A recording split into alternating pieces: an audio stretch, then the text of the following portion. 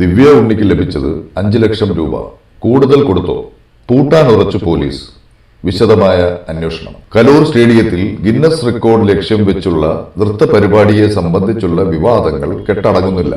പരിപാടിക്കായി stadium വിട്ടു നൽകിയതിലും നടി ദിവ്യ ഉണ്ണിക്ക് പ്രതിഫലം നൽകിയത് സംബന്ധിച്ചുമെല്ലാം വിവാദം കത്തുകയാണ്. ബ്ലാസ്റ്റേഴ്സുമായി കരാറുള്ളതിനാൽ സ്റ്റേഡിയം വിട്ടു നൽകരുതെന്ന് GCDA എസ്റ്റേറ്റ് വിഭാഗം നിലപാടെടുത്തുവെങ്കിലും അവസാന നിമിഷം ഉന്നത ഇടപെടൽ ഉണ്ടായെന്നാണ് വിവരം.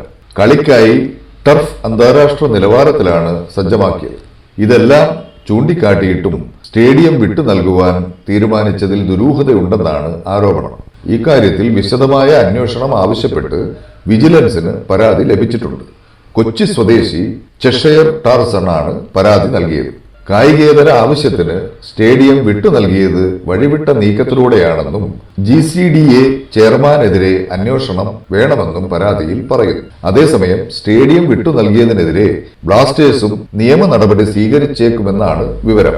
അടുത്ത ഹോം മാച്ചിന് മുൻപ് സ്റ്റേഡിയത്തിലെ ടർഫ് പരിശോധിക്കും. GCDA എഞ്ചിനീയർമാരുടെ സാന്നിധ്യത്തിലായിരിക്കും സംയുക്ത പരിശോധന. ടർഫിന് കേടുപാടുകൾ സംഭവിച്ചിട്ടുണ്ടെങ്കിൽ നഷ്ടപരിഹാരം ഈടാക്കിയേക്കും. പരിപാടിയിൽ പങ്കെടുക്കുന്നതിന് നടി ദിവ്യ ഉണ്ണിക്ക് 5 ലക്ഷം രൂപയാണ് നൽകിയതെന്ന് പോലീസ് കണ്ടെത്തിയിട്ടുണ്ട്. സംഘാടകരുടെ അക്കൗണ്ട് പരിശോധിച്ചപ്പോഴാണ് ഈ വിവരങ്ങൾ ലഭിച്ചത്. നടിക്ക് കൂടുതൽ പണം നൽകിയോ എന്നത് സംബന്ധിച്ച് കൂടുതൽ അന്വേഷണം നടത്തും. പരിപാടിയുമായി ബന്ധപ്പെട്ട് നടിയെ ചോദ്യം ചെയ്യാനിരുന്നെങ്കിലും അവർ കഴിഞ്ഞ ദിവസം അമേരിക്കയിലേക്ക് തിരിച്ചുപോയി.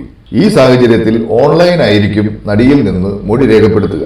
അതേസമയം പരിപാടിക്കിടെ ഉമാ തോമസ് MLAക്ക് ഗുരുതരമായി പരിക്കേറ്റിട്ടും MLAയെ ഒന്ന് സന്ദർശിക്കുവാനോ സംഭവത്തിൽ ഖേദം പ്രകടിപ്പിക്കുവാനോ ദിവ്യ ഉണ്ണി തയ്യാറായില്ലെന്ന് വിമർശനം ഉന്നയിക്കപ്പെടുന്നുണ്ട്. ഈ കാര്യം ചൂണ്ടിക്കാട്ടി നടി ഗായത്രി വർഷ കഴിഞ്ഞ ദിവസം രംഗത്തെത്തിയിരുന്നു.